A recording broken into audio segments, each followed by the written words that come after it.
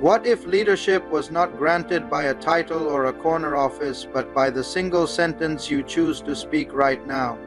Imagine walking into a room, saying one thing, and having the world tilt just slightly so people stand with you. That moment exists for everyone. It lives in your voice, your purpose, and the sentence you will not be afraid to say. If you learn to speak from that place, you will lead from wherever you stand. Judith Humphrey's How to Speak Like a Leader teaches a single powerful truth. Speaking is an act of leadership. Every time you speak, you either build influence or erode it. The book gives you a repeatable craft, a leader's mindset, a leader's script, the language of leaders, and the presence that makes words matter. This is not about polished rhetoric alone. It is about aligning your intent, your content, and your presence so that when you speak, people listen, believe, and act. Before proceeding to the book summary, if you are new to my channel and not subscribed yet, then please subscribe to my channel and do not forget to hit the bell icon so you get notification for next amazing book. Summary on time. Let's begin the summary. Chapter 1. Begin with vision. When a leader speaks without a clear picture of the future, the room feels small and aimless. Imagine a team trapped in a meeting that resolves nothing because no one sees the destination. The first breath of leadership must name the horizon. If your words do not show where you are headed, people will follow the path of least resistance, not your cause. Beginning with vision means you open with not just facts, but an arresting image of possibility that makes people feel the future in their bones. Judith Humphrey teaches you to craft a concise vision statement, the compelling long view framed in language that is vivid, concrete, and emotionally anchored. Use sensory detail, a simple metaphor, and a single sentence that names the outcome. Then link that vision to why it matters now, not with abstract metrics, but with human impact. How lives will be different, how work will feel different, how customers will experience value. The technique is simple and precise. Open with a vision line, follow with 2 short evidence points, then deliver a clarifying micro call to action. This pattern sets cognitive and emotional direction. It reduces friction. People stop asking why and start asking, how can I help? You have pointed the compass, but titles and org charts will not make people move. Next, you must speak beyond hierarchy to influence across boundaries. That is the focus of Chapter 2. Chapter 2. Think beyond hierarchies. Have you ever been in a meeting where people only listened if the boss spoke? That is not leadership. Influence that lasts travels horizontally and vertically across teams and strangers. Speaking like a leader requires that you think beyond titles and tailor your language so every listener feels included and responsible. Humphrey teaches that leaders must design messages that travel, that requires empathy, role-specific framing, and inclusive metaphors. First, identify the audience segments in the room and name the shared interest that binds them. Then use language that bridges differences. Replace exclusive jargon with universal images. Translate the technical into the practical, and anchor benefits to each group in one clear sentence. A key tool is the 3-frame bridge. State the problem in one frame, show the common ground in the second frame, and then present the leaders. Vision in the 3rd frame.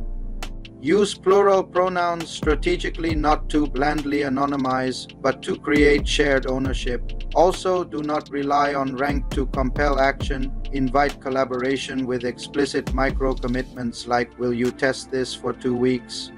That turns top-down instruction into participatory movement. You can reach many ears, but information will not stir hearts. To move people, you must convert data into inspiration. Chapter 3 reveals how. Chapter 3. Move from information to inspiration. Numbers and slides can inform, but they rarely inspire. Imagine presenting a flawless spreadsheet and watching the room's eyes glaze over. The miracle of leadership speech is turning information into a story that awakens desire and purpose. The difference between data and devotion is storytelling. Judith Humphrey shows you how to transform the cerebral into the visceral. Begin with a micro story that humanizes the issue. A single character, one problem, a striking image. Then use the arc of drama, context, conflict, and a concise resolution to carry the lesson. Use contrast to make the point memorable. Show where things were, where they are, and where they could be. Integrate rhetorical devices sparingly. Rhetorical questions to engage, triads to structure, analogies to simplify, and deliberate pauses to let meaning settle.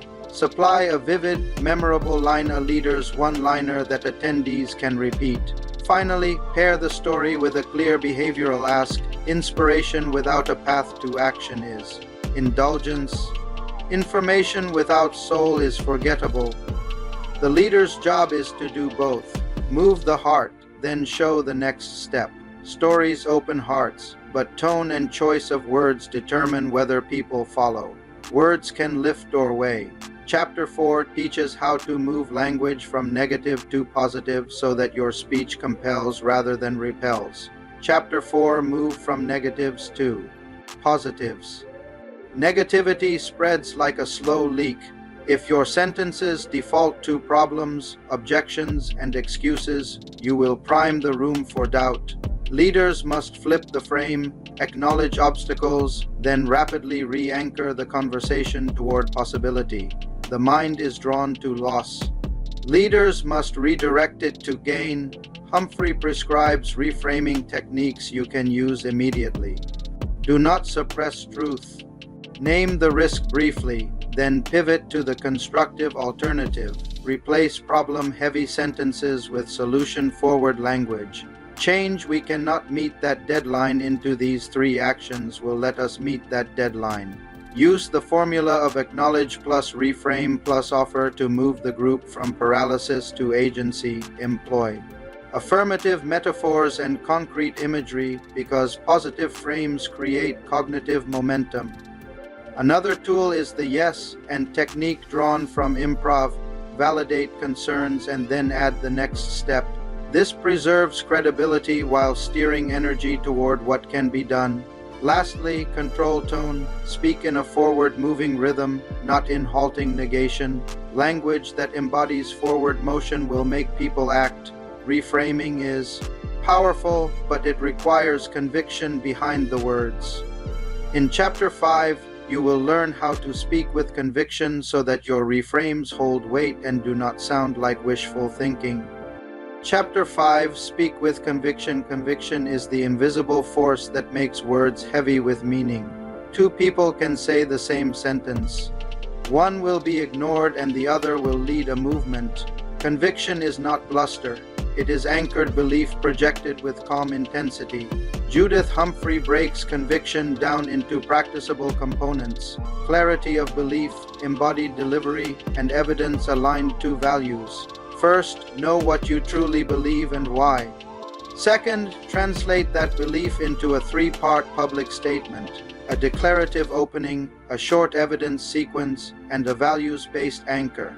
Use voice deliberately, slow enough for absorption, varied enough to show passion, and punctuated by silence to increase gravity.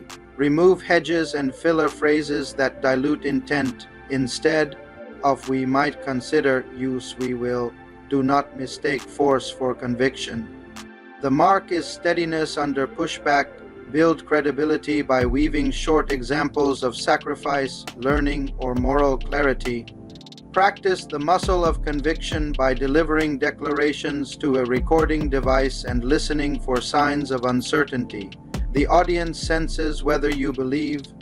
When you do, they are more likely to commit. Belief and words matter, yet leadership speech is not monologue. The most influential leaders are first the best listeners. Chapter 6 shows how listening amplifies your leadership voice. Chapter 6 Listen, listen, listen. It is counterintuitive. To speak like a leader, you must learn to be silent more often. Listening is not empty pause. It is data, diplomacy, and the raw material for persuasive speech. Leaders who listen first gain trust and craft more precise messages. Humphrey teaches listening as an active skill with clear practices. Begin with reflective listening. Paraphrase the speaker's key idea in one sentence to show understanding. Use calibrated questions that surface motivations. What matters most to you about this outcome? Use silence strategically. Let the other person fill it.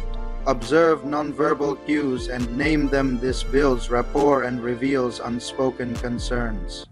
Synthesize inputs publicly. After listening, summarize core themes and shift to the next step with language that includes contributors by name. Listening also informs rhetorical choice. It tells you which story will resonate, which data to foreground, and which fears to reframe. Leaders who listen reduce resistance because they have already woven others into the narrative. You now have vision, inclusive framing, storytelling, positive frames, conviction, and listening. The final move in this section is commitment, making communication a disciplined practice. Chapter 7 teaches how to commit to communicating like a leader every day. Chapter 7 Commit to communicating. Good intentions fade without systems. Many leaders start strong and then revert to noise. To speak like a leader, you must create ritual, rehearsal, and feedback loops that make clarity habitual. Communication is a craft. You practice like any other. Humphrey lays out a programmatic approach. Daily micro-practices, weekly scripting sessions, and iterative feedback. Establish a leader's script template you use for any important talk, vision line. 3-point evidence, short story. Concrete task, rehearse out loud and record for critique. Build a calendar habit, block quiet time each week to craft messages, refine metaphors, and practice presence exercises, posture, breathing, and vocal warm-ups. Create feedback rituals. After key talks, solicit 2 kinds of feedback: what resonated and what confused. You say trusted. Hear or coach as a mirror. Finally, measure impact not by eloquence alone, but by behavior change you catalyze. Who did something differently after you spoke? Make that the metric. You have now completed step 1, the mindset and habits that make leader speech possible.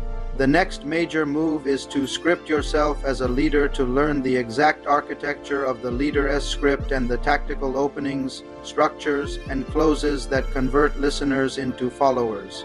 Let's move to the second step, Chapter 8, What is a Leader's Script?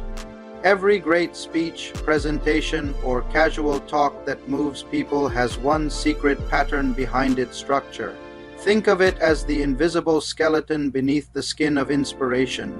Without it, even the most passionate speaker sounds scattered. With it, your message flows like music, inevitable and unforgettable. Judith Humphrey calls this architecture the leader's script. It is not about reading from paper, it is about shaping your ideas with purpose.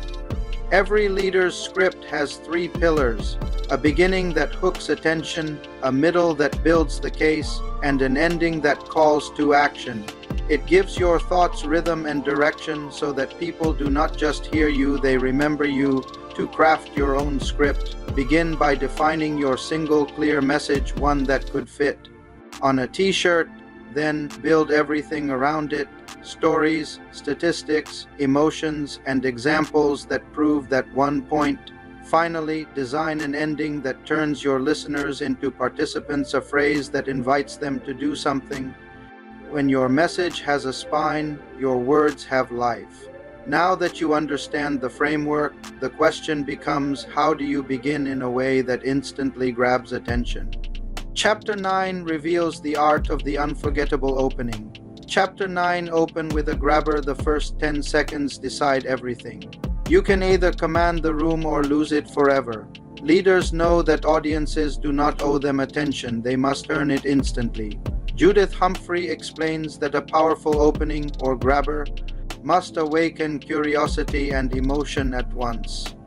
You can start with a question that makes people think, a surprising fact that jolts them, or a short story that paints a scene. Whatever you choose, it must connect directly to your message and set the emotional tone. For example, instead of starting with "Today, I will talk about teamwork," begin with, a single bird can fly fast, but a flock can cross oceans. That line paints an image, delivers meaning, and primes your message without you explaining a single slide. Judith also advises never to apologize or ramble at the start. Begin as if your audience has been waiting for you all day. Your first line should sound inevitable, as if destiny prepared it. Once you have captured attention, you must hold it with clarity. The next chapter shows you how to define your subject so no one wonders what you are talking about. Chapter 10, State your subject. Imagine listening to a speech and 5 minutes later still wondering, what is the point? That confusion is death for influence. A leader never hides the subject, they declare it up front with conviction. Judith Humphrey says that once you have your grabber, the next line must state your subject simply and directly. This is your promise to the audience, the reason they should stay. Your subject line should do 3 things. Name the topic, reveal why it matters, hints at the payoff. For instance, today I want to show you how trust, not technology, is the real engine of innovation. That one sentence tells the audience what, why, and why now. It also positions you as a leader who respects their time. Judith reminds us, clarity is confidence.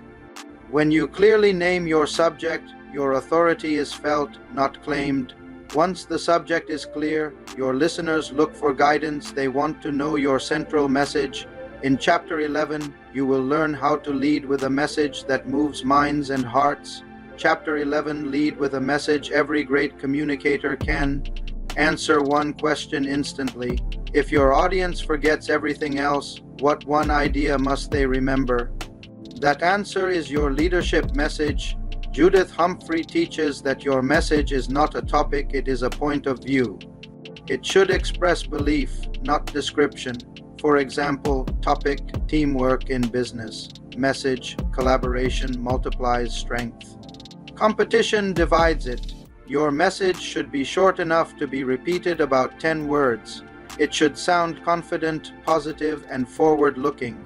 Then everything you say after that either proves, deepens, or applies that message. Humphrey also encourages leaders to repeat their core message at least 3 times. Once at the beginning, once in the middle, and once near the end, each time in a new way. Repetition is not redundancy. It is reinforcement. But even a strong message needs structure to stay memorable. Chapter 12 reveals the secret formula that gives every great speech its magnetic flow. Chapter 12, Develop a persuasive structure. If your message is the heart, then structure is the bloodstream that keeps it alive. Without structure, ideas collapse under their own weight. People do not remember what they cannot follow. Judith introduces a simple yet powerful pattern: point, proof, close. Point, state your idea clearly. Proof, support it with data, story, or logic. Close, end each section with a micro call to action. She also emphasizes using the rule of 3. People remember ideas in 3s because our minds naturally group patterns that way. For example, we will simplify, strengthen, and scale. Transitions are equally important. They are the invisible bridges that connect ideas. Use guiding phrases like "here is what this means" or "let us look at why this matters." These signposts keep your audience mentally aligned. Judith reminds you, a well-structured speech feels like a journey where every stop makes sense and the destination feels inevitable. Now that your talk has rhythm and logic, there is only one thing left: how you leave the room ringing with purpose. Chapter 13 reveals how to close with a call to action that makes people act immediately. Chapter 13, Close with a call to action. Most people end their talks with a polite thank you. Leaders end with a spark that ignites motion. If your last line does not echo in their minds, your message dies the moment you stop speaking. Judith Humphrey says every great close has 3 ingredients: a summary of the message, an emotional lift, a clear action. Restate your core belief in one memorable line, then add a note of inspiration, something that makes the audience feel larger for having listened. End by giving them a specific step, not a vague idea. Take 5 minutes today to thank the person who made your job easier this week. That small, concrete action transforms your words into reality. Also, end on purpose, not on apology. Never fade out. Pause, let silence fall, and then leave the stage knowing your message is alive in their minds. You now have the skeleton and the soul of a leader's message, structured, emotional, and actionable. But words alone are not enough. In step 3, Judith teaches the language of leadership, how to speak with clarity, simplicity, and resonance, so every line feels human and powerful. Chapter 14, Speak Simply. The greatest leaders are not the ones who speak the most beautifully, they are the ones who are understood by everyone. Complicated words may impress people's minds, but simple words move their hearts.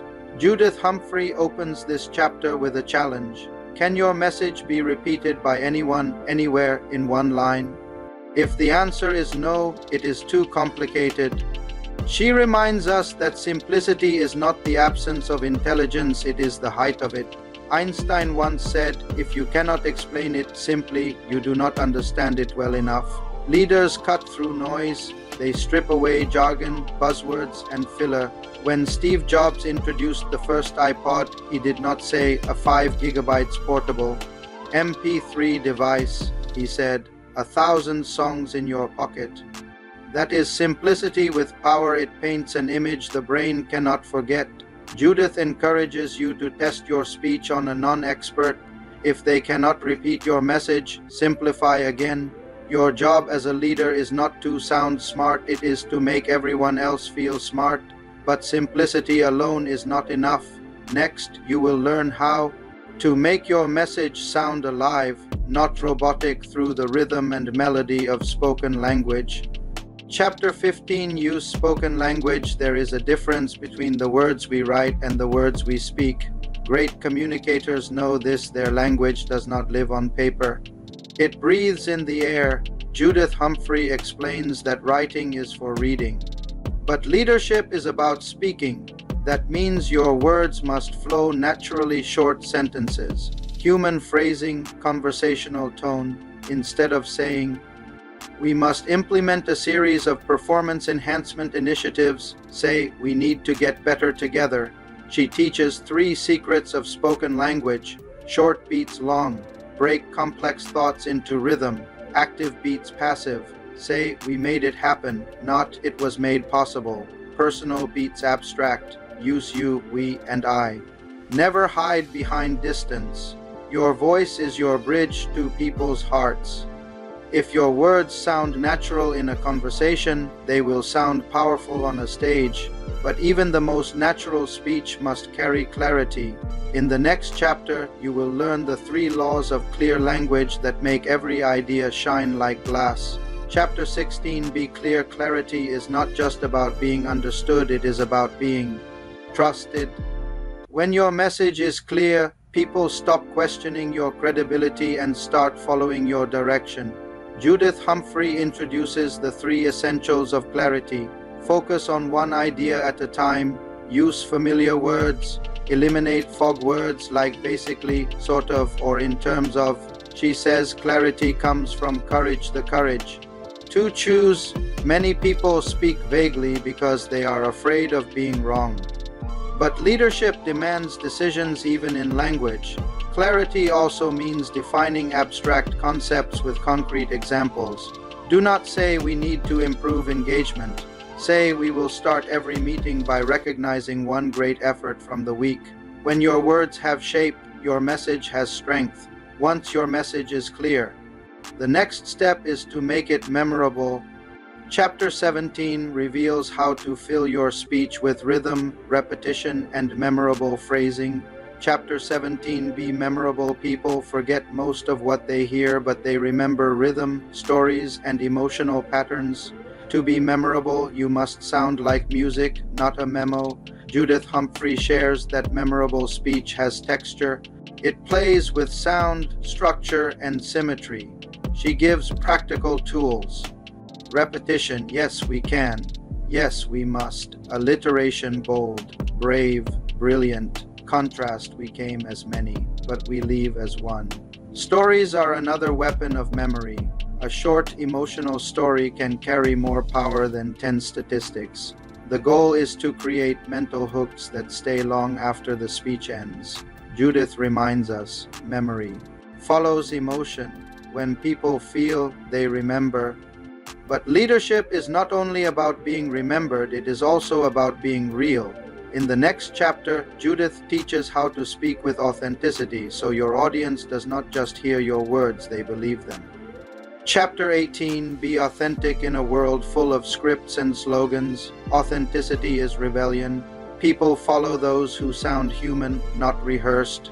Judith Humphrey says authenticity comes from alignment when your words, tone, and body language all tell the same truth. It means not performing a persona but being your best self. She offers practical ways to sound genuine. Speak from personal experience, not theory. Admit small imperfections or uncertainties, it builds trust. Use your natural voice, not a presentation voice. Authenticity does not mean saying everything you feel, it means expressing what truly matters with purpose. When your message matches your values, your audience feels your sincerity before they process your words. Remember, authenticity is magnetic. People sense truth faster than logic, but being authentic does not mean being unfiltered. The next chapter shows how to be positive, to lead through language that uplifts and empowers. Chapter 19, Be positive. Negativity may feel honest, but it drains energy. Leaders are light, they illuminate possibilities, not problems. Judith explains that your language shapes your listeners' emotions. When you focus on what can go right, you activate hope and cooperation. When you dwell on what can go wrong, you invite fear and resistance. She encourages using forward-focused words instead of "we cannot afford mistakes." Say, "we will get this right together." Instead of "we are facing a crisis," say, "we are facing an opportunity to grow stronger." Positivity is not denial. It is direction. It channels emotion toward action. Even when speaking hard truths, frame them with faith in progress. Still, words without life are lifeless. In the next chapter, Judith teaches how to speak with energy, the invisible force that turns ideas into action. Chapter 20, Be energetic. Energy is not about volume, it is about presence. You can whisper and still fill a room if your conviction burns strong enough. Judith Humphrey defines energy as the fusion of passion plus purpose. She says your audience mirrors your energy. If you sound bored, they will be bored. If you sound inspired, they will believe. Energy comes from believing deeply in what you are saying, varying pace and tone to keep emotional rhythm, using gestures that match your words. She adds that energy begins before you speak, in your mindset. Breathe confidence, visualize impact, and remind yourself that your message matters. Then your energy will project without effort. You now have simplicity, clarity, authenticity, positivity, and energy. But how do you put it all together into a full, resonant leadership voice? Chapter 21 reveals how to integrate it all and sound like the leader people trust instinctively. Chapter 21, The Leader's Voice. Every leader has a voice, but few discover its true power. It is not the sound of your throat, it is the sound of your conviction. Judith explains that the leader's voice is born when your words, tone, and spirit align.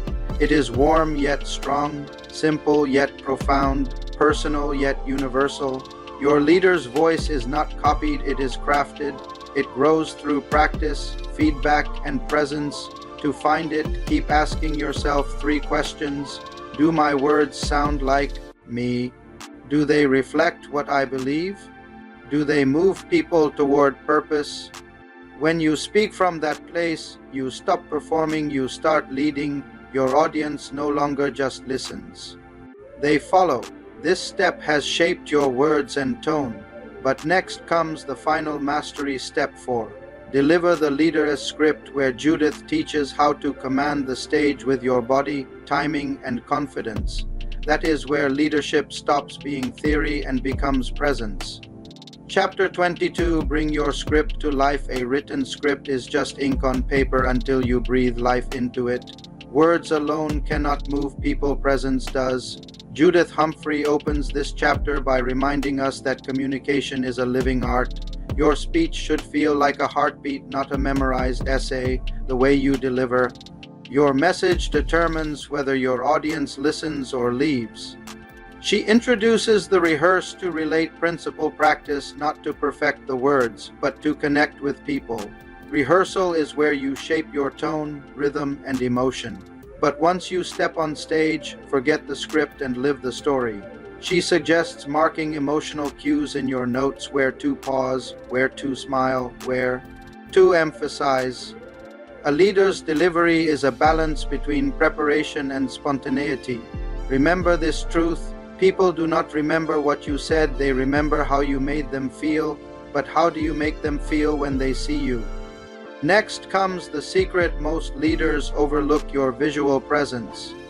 Chapter 23, you are the best visual. Before people hear your words, they see you. And in that moment, just seconds long, they decide whether to trust you. Judith Humphrey makes it clear: you are the message. Slides, charts, and props can support you, but they can never replace the power of human presence. Your posture, facial expression, and movement tell a story long before your mouth opens. Stand tall, shoulders relaxed, chin level. Look like you belong in command, not because of arrogance, but because of calm confidence. She says the best visual aid in any presentation is your face. Your smile invites attention, your eyes create connection, and your stillness commands respect. Judith even suggests limiting your slides. Every visual should serve your story, not steal it. Speaking of eyes, the next chapter unlocks one of the most subtle yet powerful tools of influence: your gaze. Chapter 24, the eyes of a leader. They say the eyes are the window to the soul, but in leadership, they are also the mirror of your message. Judith explains that great leaders lead with their eyes. When you look at someone while speaking, you transfer confidence directly. Your eyes tell your audience, I see you, I respect you, I am speaking to you. She advises against scanning mechanically. Instead, connect with one person at a time, speak to them for a sentence or two, then move to another. This creates intimacy in a crowd and focus in your delivery. Your gaze must match your message: warm when encouraging, steady when serious, soft when empathetic. Avoid darting eyes or downward looks, they project uncertainty. She calls this eye leadership. It is not just about looking at people, it is about seeing them. Your eyes lead emotion, but your body amplifies it. Next, Judith reveals how to use movement not as decoration, but as punctuation. Chapter 25, Suit the Action. To the word, every gesture either adds meaning or subtracts it. Your body language is your second voice. It can shout louder than words. Judith teaches that gestures should illustrate, not imitate. Do not wave your hands for no reason. Move with intention. Your gestures should underline key points, not distract from them. When you say 3 principles, raise 3 fingers. When you say we, rise together, lift your hand upward. When you speak about connection, open your palms. It signals honesty and inclusion. Even your stance matters. Plant your feet shoulder width apart, grounded, balanced, and still. Stillness is strength. Fidgeting is fear. Judith calls this the embodied message. When your movements align with your words, your credibility skyrockets. Your entire body becomes a visual metaphor of confidence. And finally, your most powerful instrument of all, your voice. In the final chapter, Judith teaches how to find the authentic sound of leadership. Chapter 26, Find Your Leader's Voice. A true leader's voice is not loud, it is commanding. It is not perfect, it is real. Judith describes the leader's voice as the sound of conviction, mixed with compassion. It is what makes people lean in, trust you, and remember your message long after it ends. She explains the 4 pillars of a strong voice: pace, speak slower than you think; pauses create power; tone, vary your pitch to express emotion; monotony kills energy; volume, speak to the farthest person in the room but never shout; warmth, add humanity to your sound; smile while you speak. It changes your tone, she adds. Your voice carries your leadership identity. When your message comes from deep belief, your tone naturally becomes magnetic. Every thank you, every we will, every let us begin carries influence. Remember, people may forget your slides, your data, your stats, but they never forget how your voice made them feel. This is the final secret of leadership communication: to merge thought, word, and presence into one authentic expression. When your voice, body, and message align, you stop delivering speeches, you start creating moments of transformation. Final thoughts: always leading, always influencing. Leadership is not a role, it is a rhythm. Every word you speak, every gesture you make, every look you share, it all tells the world who you are. Judith Humphrey closes the book with this timeless truth: you are leading every time you speak. Whether you are talking to one person or 1,000, you have the power to inspire trust, spark action, and shape culture. Your leadership begins not when you stand on stage, but when you choose to speak with vision, purpose, and presence. So next time you open your mouth, ask yourself, am I just talking or am I leading?